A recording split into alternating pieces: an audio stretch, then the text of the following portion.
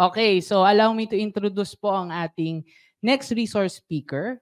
Ang ating pong next speaker is, of course, no stranger po, lalong-lalo na po sa mga taga-CLSU because he is no other than our university president himself. Dr. Orden gained his bachelor's degree in agriculture, major in animal science here in CLSU at nakapagtapos po siya ng Master of Science in Animal Science sa University of the Philippines, Los Baños at nakuha niya naman ang kanyang doctorate degree in Bioproduction Science, major in Animal Science sa Tottori University in Japan. He authored several scientific publications, and one worth mentioning is the book Mineral Profile of Forages and its Influence on Goat Nutrition, published in 2005. He led 3 R4D projects with funding from the ABAR, the OSTP card, and CHED, and he is also a recipient of several awards, which includes, and let me just mention, the prestigious Presidential Lingkod Bayan Award, which was given to him in 2014. Kaya po i-welcome po natin lahat, the President of CLSU, Dr. Edgar A. Orden, through his video na ituturo niya po ang topic, Goat Production Technology. Palakpakan po natin si President Orden.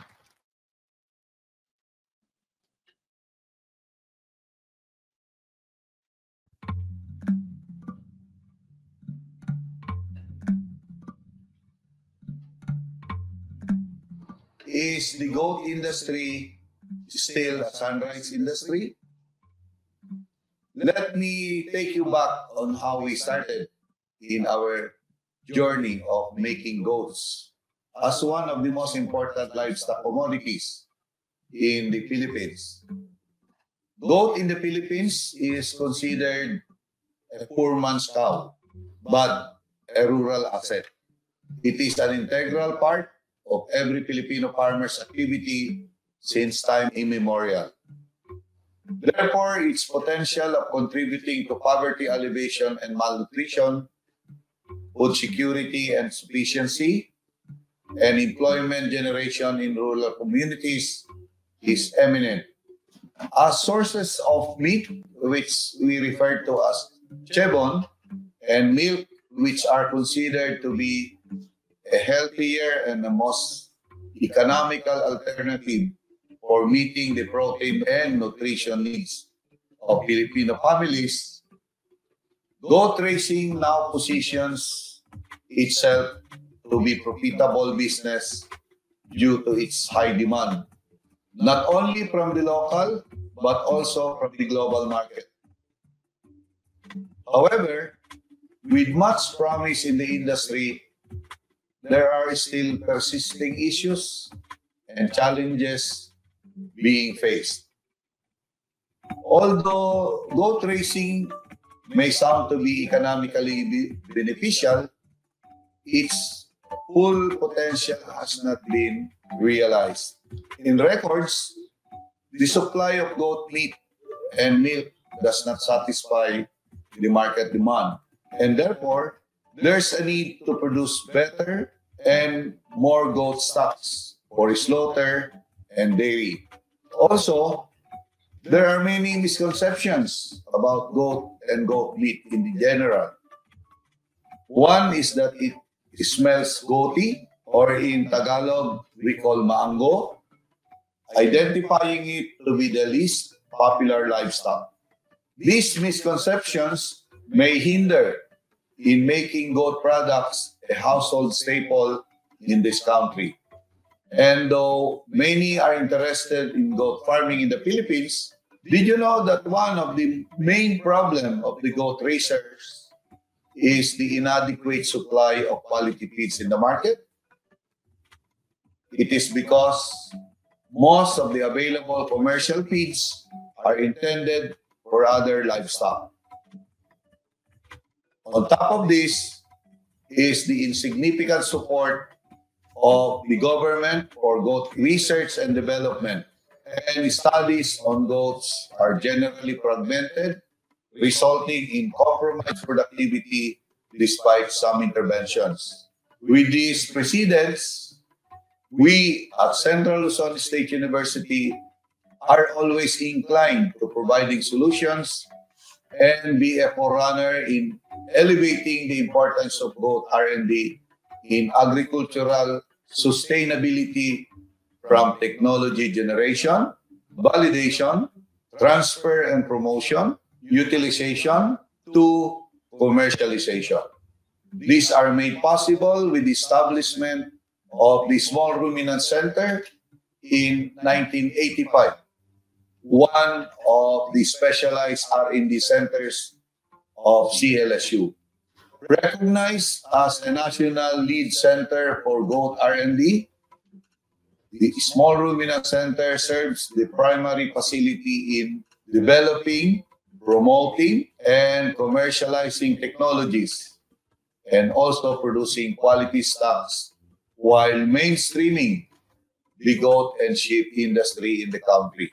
The center is now able to address some of the pressing issues and challenges of the goat industry through the breakthroughs in knowledge innovation and the collective efforts of all the experts in the field.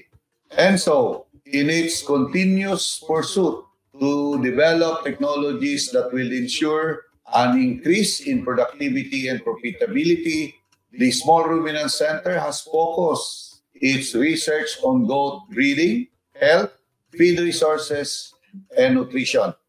In terms of breeding, we have generated the upgraded goats, the three-way cross, the artificial insemination, and the multiple ovulation embryo transfer.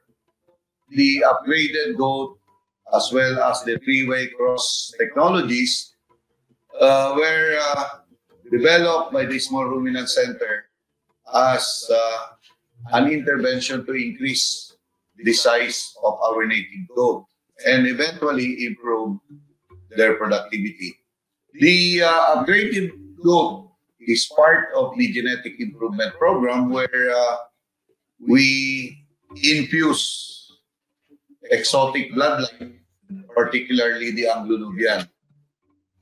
And as you know, 98% of our goat population in the Philippines, which is roughly now about 3 million, are native animals. So meaning they are relatively small, and because it's small, they are low in terms of production.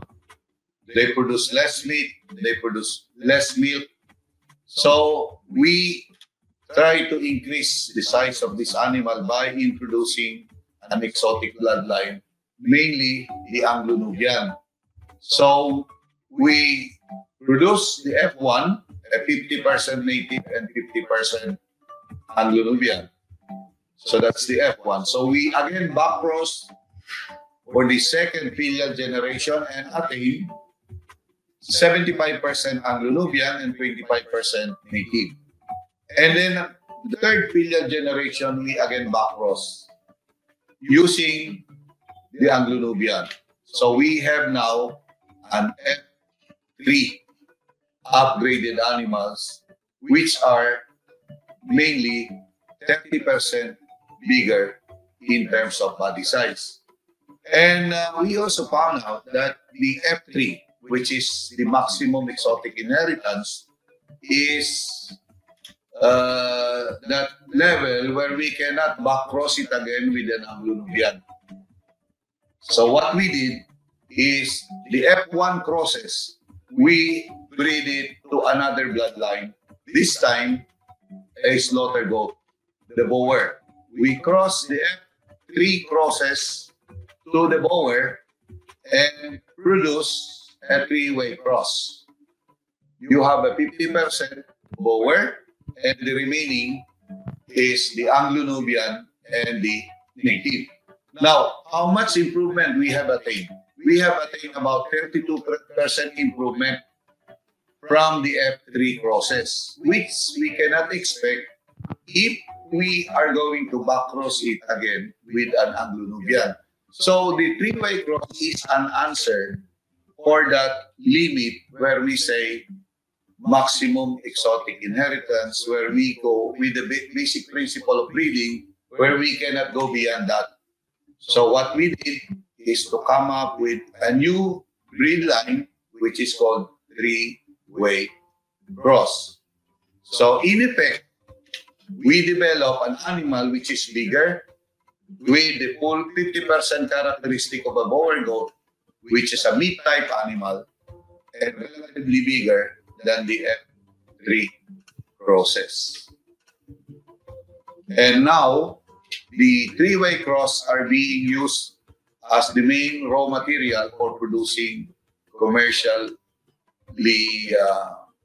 what they call products from Chevron. So, realizing the success of our genetic improvement program, the next task of the Small Ruminant Center is to fast-track genetic improvement. Since we have achieved certain level of improvement for upgrading and three-way cross, what we want is a faster transfer of genetic material. So you can only do this with artificial insemination.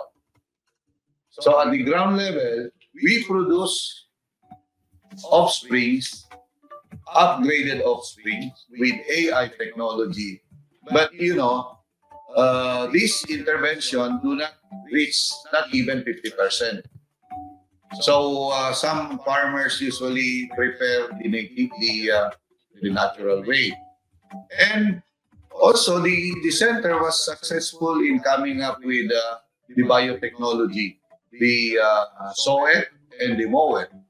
The SOET is the super ovulation embryo transfer, or the MOET, which is referred to as multiple ovulation embryo transfer.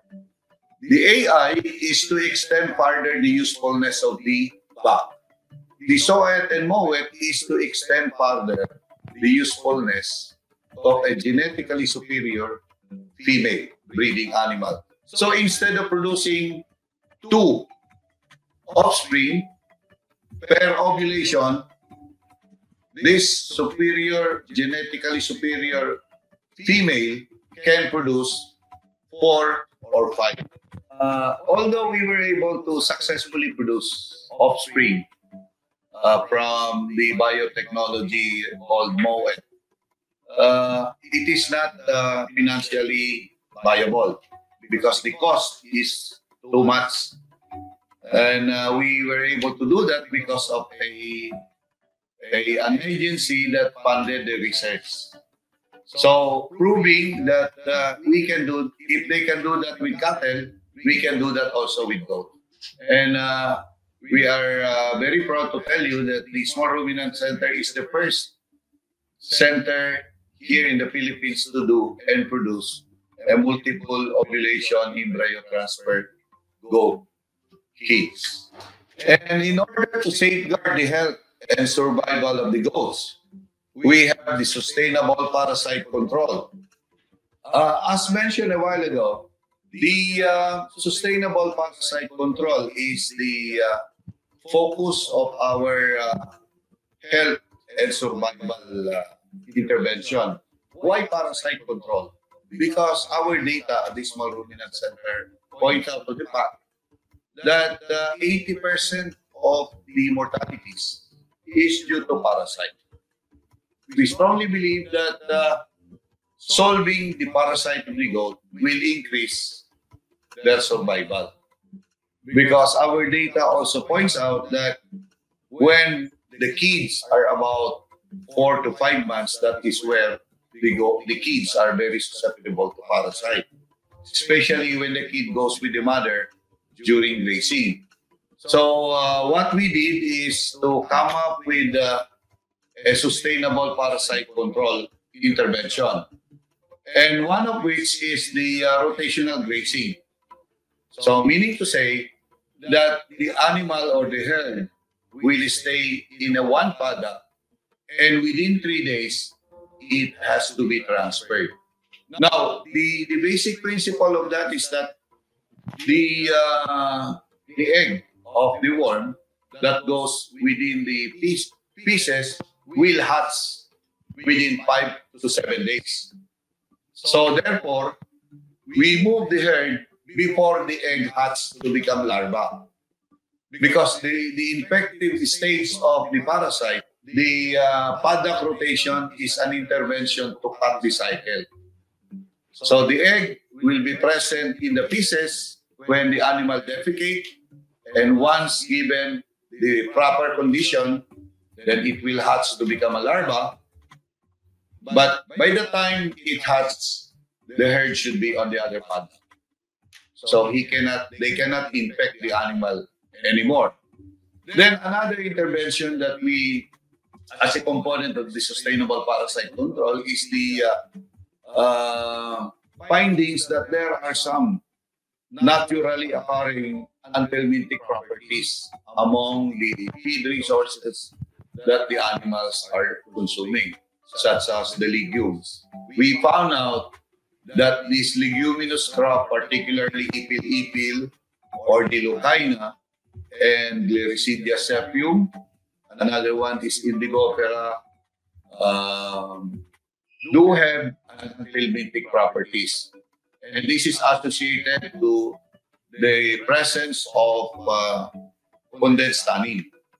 And the condensed tannin has a vermicidal effect on the worm, meaning it can control the growth of the worm. It might kill the worm or it might prevent the reproduction of worm. So it will decrease the worm load. And you have to remember that the worm load of the goat is always there. Very seldom that the goat will have zero worm load. There is always worm inside. But what you have to maintain is that load where it will not cause any severe effect on the health of the animal. Because the moment you have the worm, then that will be a predisposing factor to respiratory diseases, which will result eventually to mortality. To start a goat farm or goat enterprise, there are three important components. One is the stock, meaning the animals that you're going to raise. And second, a housing system. And third one, which I think this is the most important, and this is what usually goat raisers fail to do, is to come up with a supply of feed for the goats. And this can be attained only by establishment of quality source of forage material for the goats. Goats is associated with the small scale farming. So the feed resources of the farmer is the marginally utilized land, meaning lands which are not usually used for producing crop, lands with less value, and idle lands. And these lands will be planted with forage crop, maybe intercrop with grass and legumes. That's why we came up with two systems. The first one is the legume strata. The legume strata is just a combination of several leguminous species. So when we talk of legume strata, we talk of combination of leguminous crop. And these can be grown in the dikes, in idle areas, where we can harvest this 45 days regrowth considering the pot. But the most crucial of which is the establishment. We have to do this and establish the forage strata at the onset of rainy season. Do not establish leguminous strata during dry season, or else all of them will die. Then another one is understanding the need also of the farmer and the family. So we came up with a combination of forage crop, grass, legumes, and crops such as corn, soybean, and mung bean. So we call this as food feed system. So under Philippine condition, there are two weather conditions, the dry and the wet season. So what do we expect is that during rainy season, we have abundant supply. Dry season, we have less supply of forage material. But with the introduction of the legume strata and food feed system, then we can be assured of a year-round feed supply. So understanding the different physiological stages in the life of a goat.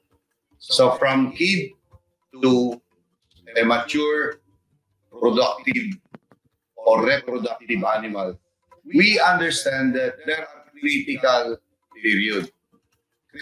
stages. And we focus on these critical stages to come up with an innovative feed products and feeding scheme to reduce breadwinning mortality, to enhance the growth rate of the kids, improve the body size and condition of the dose, meaning the mother, that ultimately this will come up with a better reproductive performance and higher milk yield. And if we have this, growing period is shortened. With 7 to 8 months, you have already a 32 kilos goat with the three-way cross breed lines. So these innovative feed products are from birth, pre-weaning, we have the cocoa water drinks. And for growing kids from the age of 2 months onward up to weaning, we have the creep feeds, which is made up of highly digestible feed resources. And these are mainly made up of grains and cereals plus highly digestible protein sources. And also, when the animal will reach the age of 4 to 5 months, we have the seaweed fortified nutritional pellets. And for the dam, we introduce flushing. Maybe you heard about flushing for swine. If during the development of this flushing at critical physiological stage, what we use as a basis is the flushing we do for the sow. So if you do this with the sow, why don't we do it with the dam? Meaning the doe. No? So what we introduce is flushing at critical stages. Before breeding, 2 months before parturition, and immediately after parturition or during peak of milk production. All of these innovative feed products as well as feeding scheme will then result, and we have tested this, some of which are already protected and they are being commercialized. And we were able to prove that with the use of these innovative feed products and feeding scheme, better reproductive performance and higher milk yield of our animals were attained. As for the nutrition and feeding, which is one of the most important components of goat raising, we have developed innovative feed products and feeding schemes for increased goat productivity. As an additional S&T intervention that is related to improving the feeding and nutrition of goat, we came up with 2 products, the urea molasses mineral block, which is a form of a leek, and the urea treated rice straw. We realized the fact that goat are relying mainly on low quality basal diet. That is why at the ground level, at the village level, the performance of this animal are very, very low. Sometimes this performance is not even enough to satisfy the maintenance requirement of the animal. And there are 2 ways to do it. One is through supplementation. So supplementation in the form of UMMB. So what UMMB can provide is additional source of nitrogen and additional source of mineral.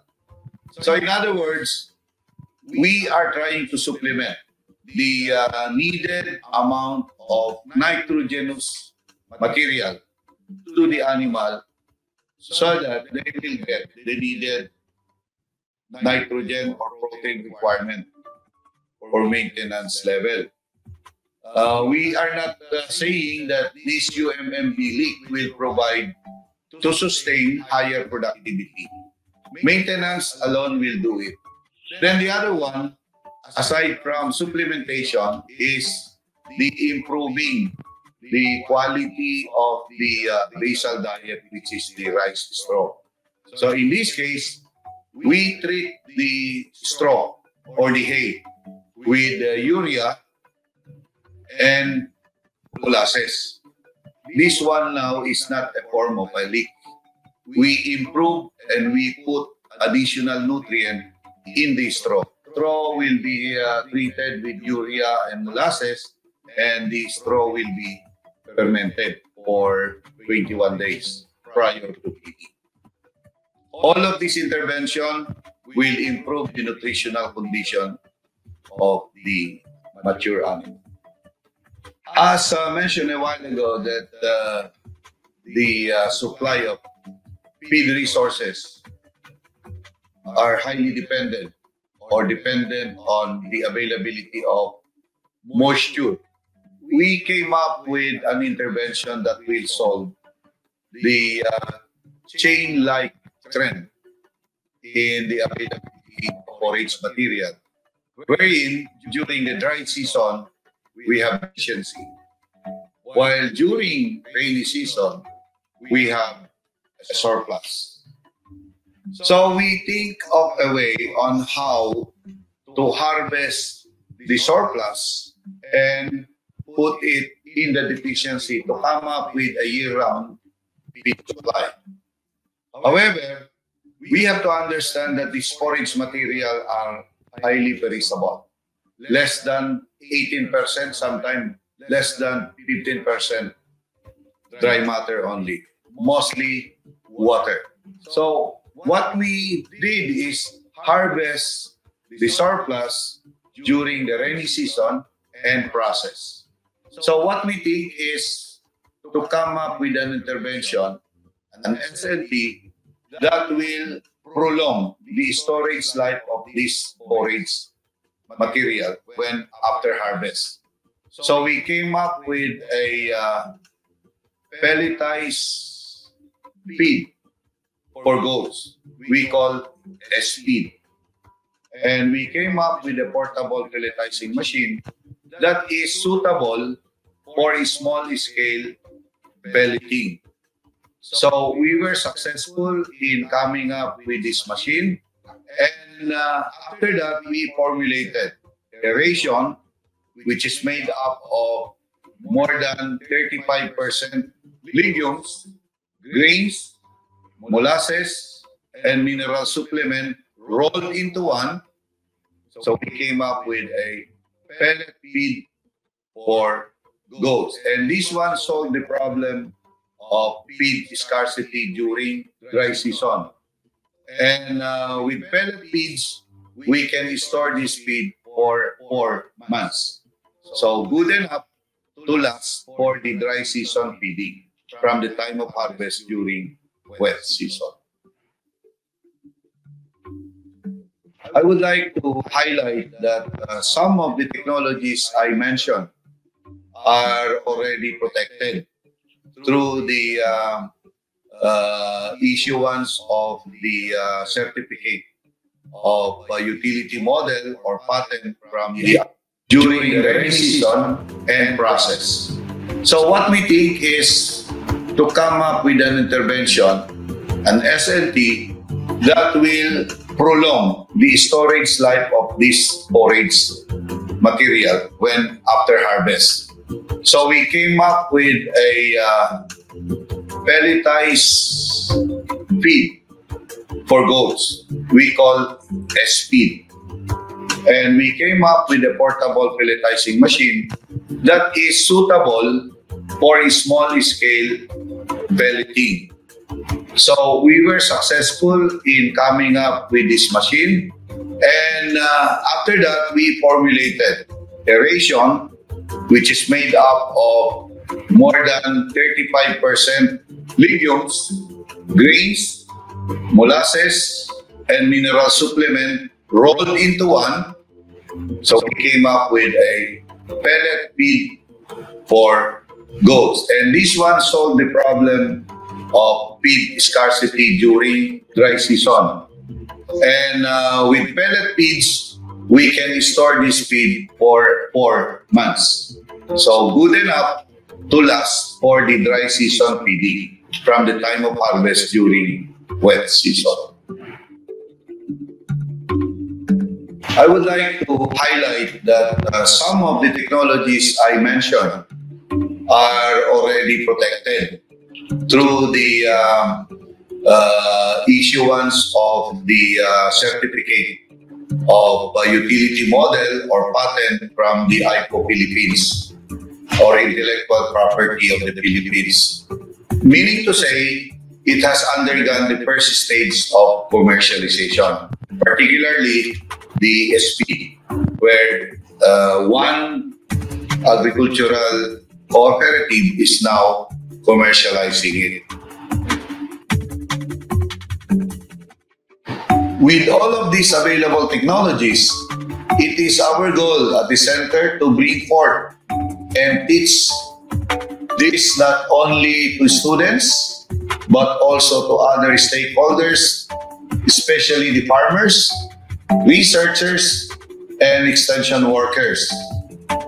We have proactively engaged in the communities by establishing the Techno-Village program, an extension modality that aims to transform communities into a hub where CLSU-generated technologies are utilized to help families attain far-reaching socioeconomic development.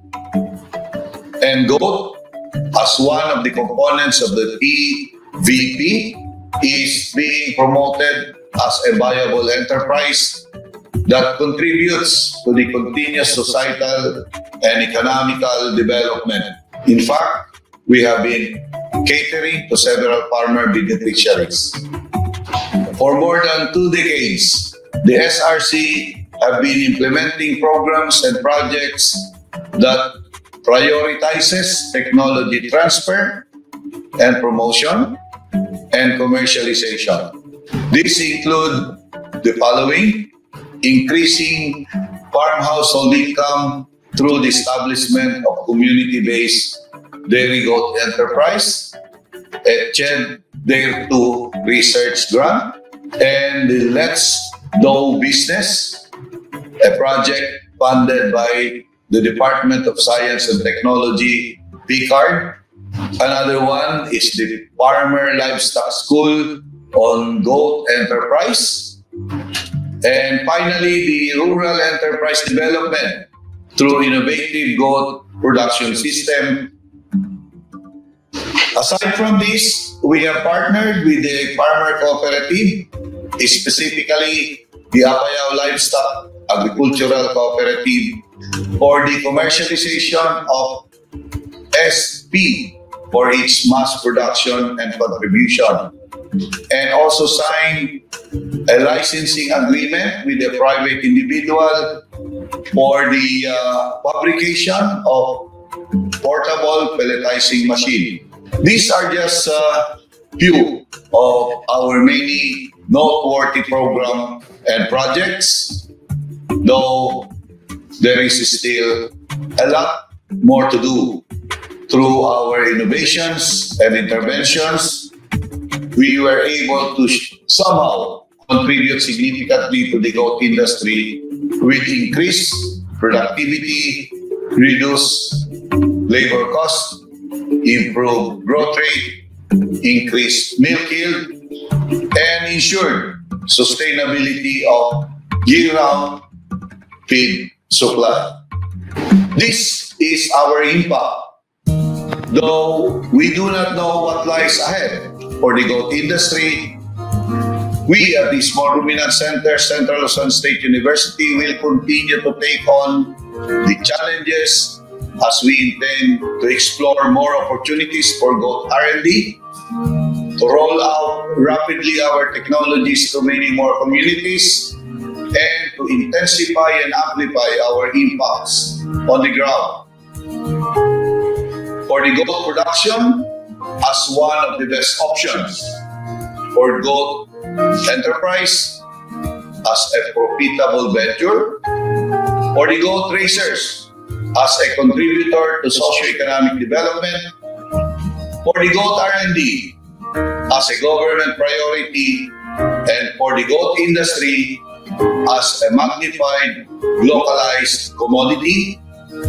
This is what we are here for, future-proofing the goat industry. Ayan. So again, I would like to acknowledge his presence. Magandang hapon po, the President of the Central Luzon State University, Dr. Edgar A. Orden. Sir, good afternoon po. And I was told po that President Orden will be answering the questions. So ngayon po, nasa question and answer portion na tayo together with his team po. Again, reminder po, pag may mga questions po tayo, yung mga nandito po sa Teacher's Hall, kindly proceed po to the microphones. Meron po tayong available microphone sa inyo pong left and right. So kung saan po kayo pinakamalapit, approach na lang po. And then, state your name. Kung student po, you may state your course. Kung hindi naman po, you may state your affiliation or kung saan po kayo nakabase or saan po kayo located. And then for our online participants po, you may now chat your questions po sa chat box and then we will later on, kung kaya po, ipa-flash natin sa screen or babasahin po natin siya. Okay, are you ready to throw in your questions? Yes daw, may question po agad. So, may we call on na po ang ating pong resource person, President Orden. And kung may kasama po kayong, ayan po, pwede po na sasagot po ng mga question. Sino po ang unang magtatanong ng question? Sa mga sir and the team, pwede pong mag-proceed po tayo dito sa front po to answer the questions po.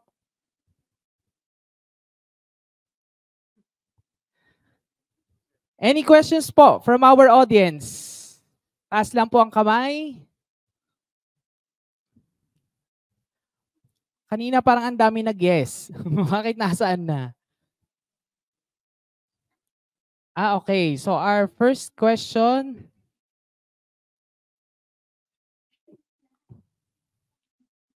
Ayan, parang ano. Any question po? Meron pa po? May question po ba? From our students, baka meron po kayong gustong itanong po? Sige po sir. Again po, pa-state your name and your course po.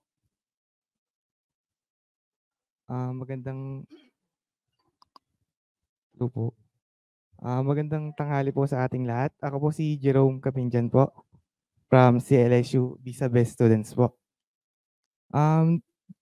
Di lang po kasi nabanggit yung parang housing na para sa ating goat. Ano po ba yung suggestion nyo po kung ano yung magandang housing po? Yung kung barn type, shed type, ganun po. Housing. Can I ask Mr. De Rosario? Could you answer the question, please? Hello, good afternoon po. Yung housing daw. Okay. So, pag ang nire-recommend po natin na housing for goats,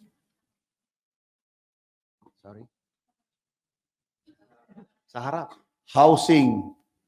Pumunta pa ako sa harap. Dito ka daw. Mr. Del Rosario po kasi ang karpentero namin doon. Kaya dapat siya sumagot. Hindi po ako karpentero. Ako po yung gumagawa ng mga bahay sa SRC. So, sa goat production po, para maiwasan yung mataas na mortality at mas makontrol po natin yung pakain, nire-recommenda po natin na elevated ang housing. Ang sahig po, ibig sabihin 1 meter from the ground. At least 1 meter. And then from the floor up to the lowest part of the roof, it should be at least 2 meters. And then the design in terms of side, yung dingding po ay dapat open. Dapat po ang hangin ay through and through to promote proper ventilation at hindi po maging prone sa respiratory diseases yung ating mga alaga. So yung materials po will vary depending on the resources of the farmer. It could be lightweight, ano po, gawa sa kawayan o nipa. And then kung medyo may budget po ay yung GI or mga bakal na po or semento. Pero ang turo po natin, if farmers are starting pa po at wala pa pong kita, magsimula sila sa light materials. Pag kumita na, saka po i-upgrade or improve yung goat housing. Okay na po ba yun? Okay, thank you. Okay po, thank you very much. Idadagdag ko lang, ano? Idadagdag Go ko lang, ahead, sir. nakalimutan nung karpenterong sabihin. The space requirement ang pinaka-critical. You have to allot for native animals 1 square meter per animal. Pagka may lahi, at least 2 square meter. Kung upgraded, 1.5 square meter. Importante po yon, hindi kasi nabanggit lang kanina. Okay? Meron pa pong tanong? Additional questions po? Wag lang po kayong magtatanong sa math at medyo mahina kayo sa math. Eh. Sige po, ma'am. Miss Paula. Yes, ma'am. Go ahead. Doon na lang po sa may gilid. Tsaka yun po kung saan kukuha tayo ng pera, yun hindi ko masasagot. Sir, good afternoon po. Yes, ma'am. Tatanong ko lang, sir, yung costing, yung cost and return. Would you advise individual farmers will venture on this, or would you advise group of farmers? Tapos mga ilang heads ang tayo pwedeng mag-start. So, yun lang po. Thank you. You know, whether you are in groups or you are individual farmers, it depends on the resources of the farmer. And if the module that we have prepared under backyard is 5 does. Ibig sabihin, 5 inahin at 1 barako. Under backyard yan, yung individual farmer, yun ang module natin. But if you work on a group, so 25 will be fine enough. Halimbawa, farmer cooperatives, 25, tsaka 1 back. That will be a very good start. But as I have said, you have to consider the resources of the farmer, the resources of the co-ops. Gaano ba karami ang pera nyo?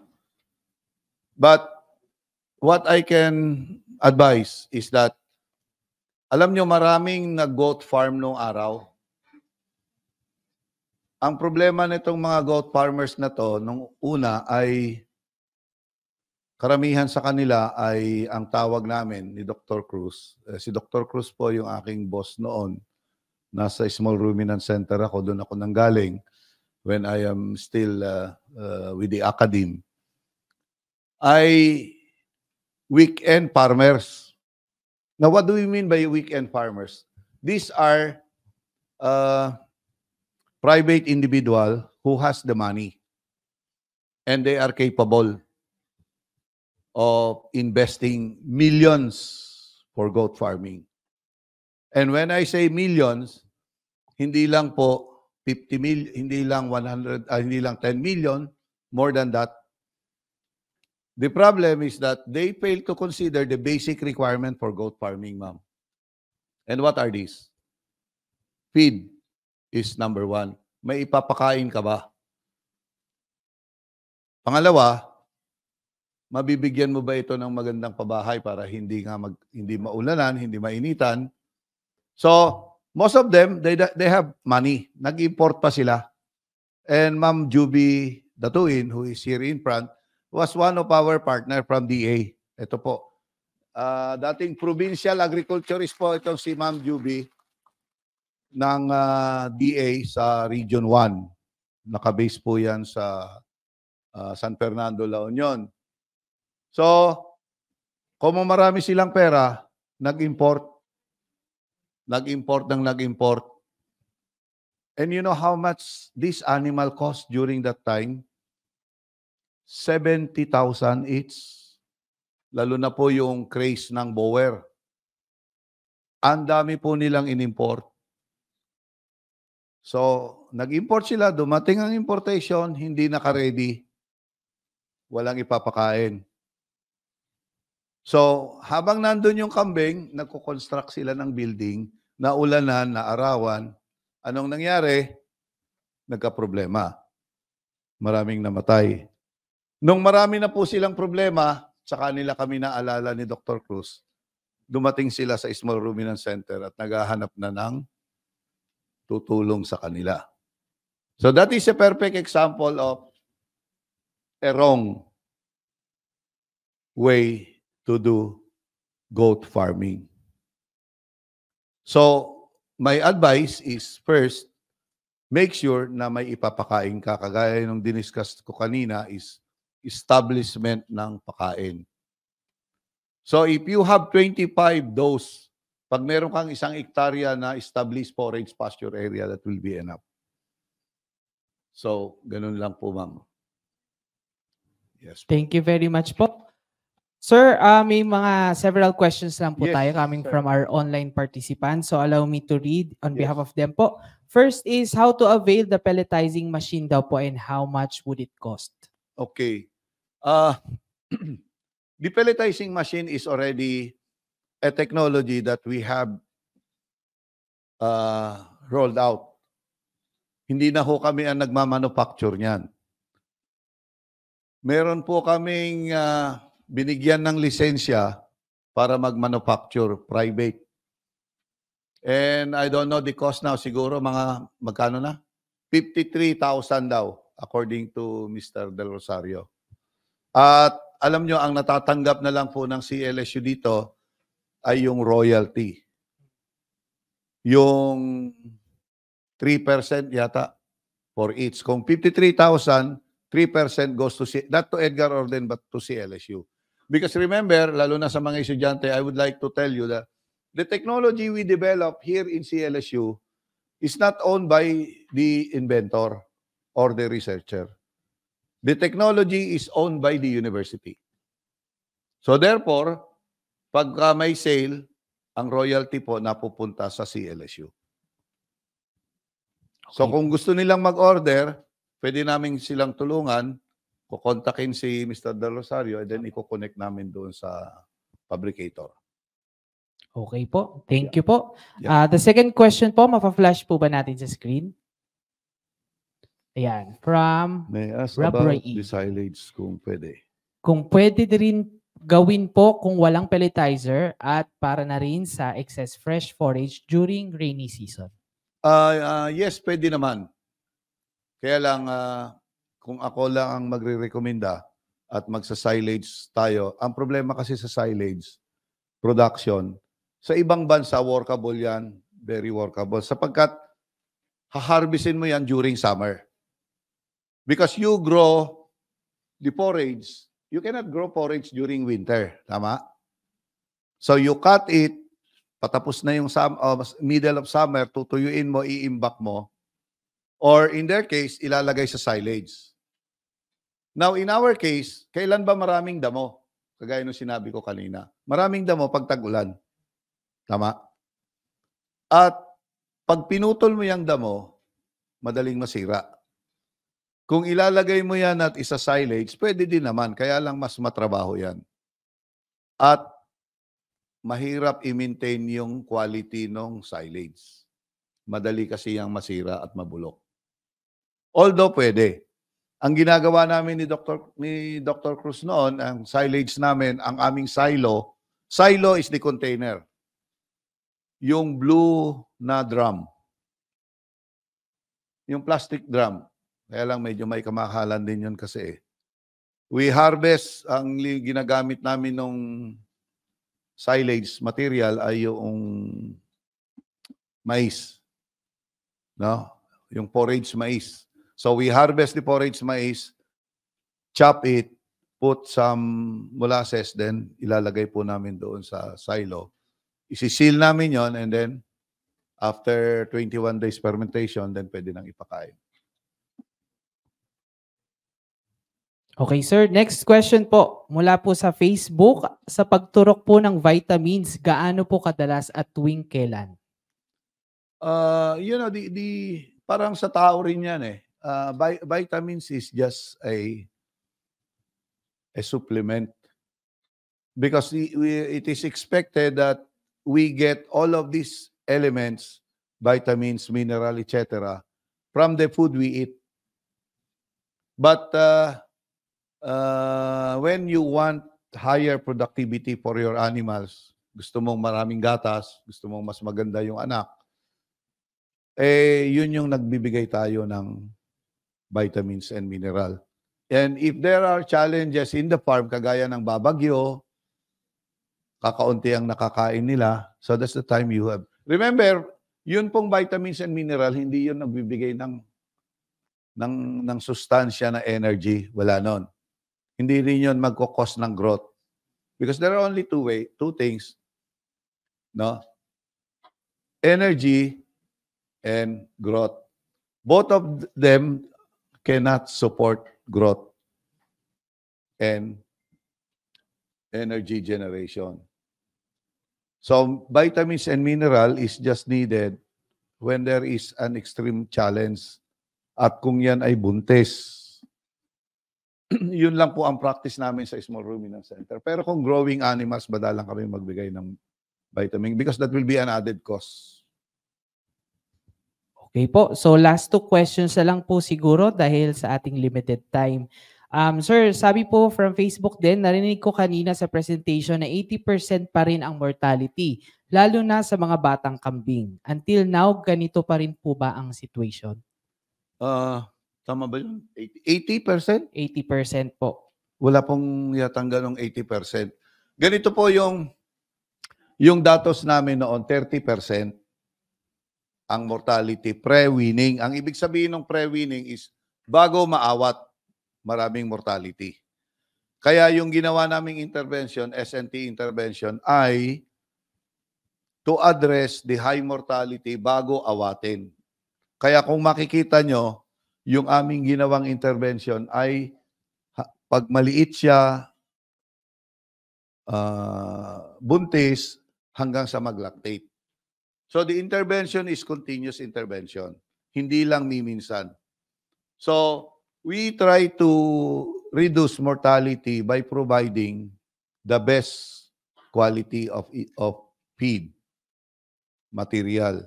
Tamang pakain para mas malusog po yung kambing. Kasi kaya yan mataas ang mortality, mahina ang katawan ng hayop.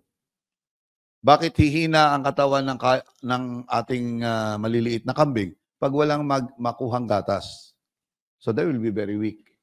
And kung mahina ang katawan, susceptible sa disease. Madaling magkasakit. Mamamatay yan, sisipunin, pag tag-ulan. Kaya kung mapapansin nyo, karamihan ng namamatay po during rainy season.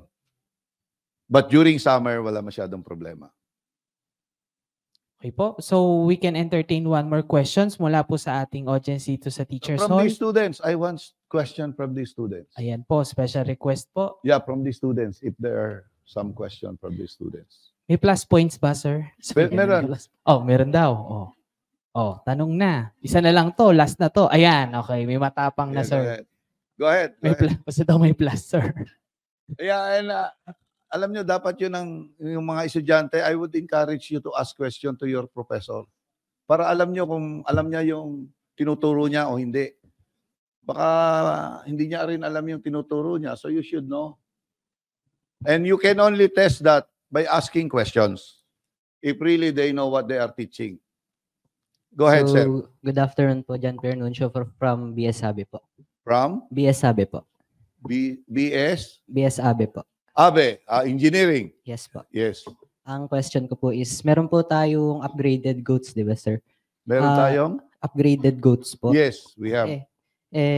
Ano po yung mas may re-recommend yung pagkain sa kanila? Yung raw materials po ng feeds or yung feeds po mismo? Ulit, yung? Yung raw materials po na ginamit para mag-create ng feeds or yung feeds po mismo? So you mean raw material is individual feed material or a combination? Combination po. Okay. So, as you know, there is no single food or sa tao man walang single food or single feed. Except what? Except milk. So the moment na hindi ka na umiinom ng gatas, the best feed is a combination of food sources. So yung sinasabi mo ay pwede ba na ang kakainin lang niya ay puro darak? Which is, ganun ba yun? Hindi po. Ano? Ang ibig ko po sabihin is, ano po yung mas magandang kainin niya? Yung combination po ng raw materials or yung processed po na feeds? Yun nga yun.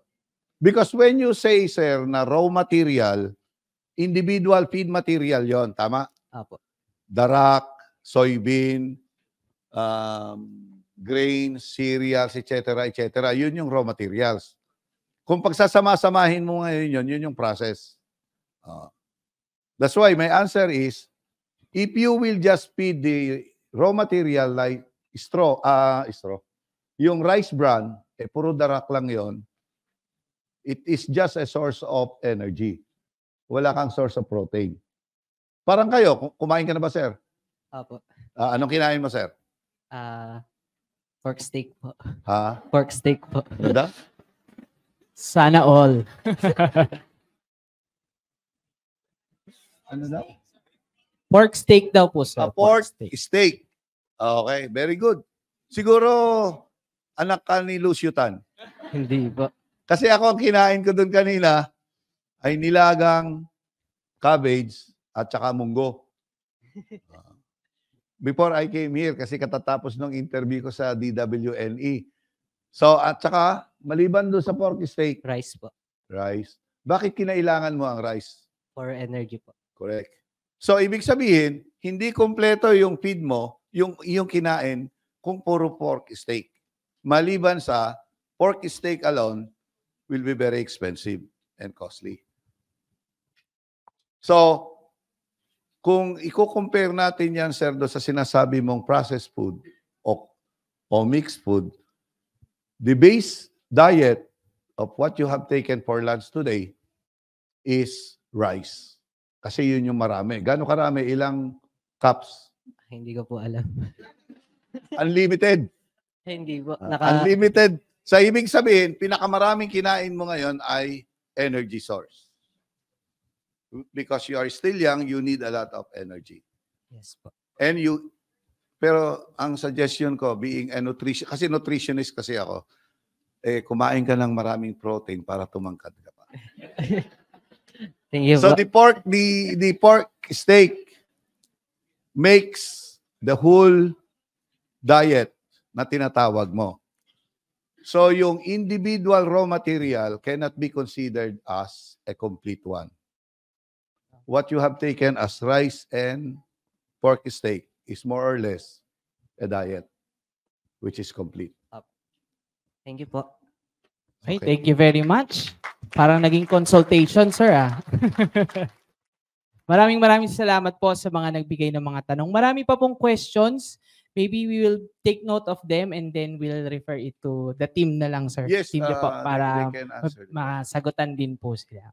Sir, napansin ko sa presentation kanina, parang kompleto na po, doon na po lahat ng mga important information regarding goat production. Yes. Meron po ba tayong information material na nagawa po regarding this na pwede pong ma-access ng ating audience, sir? Yes, we have. And where po? Where po? Meron tayong di ba? We have created a platform for all of these SNT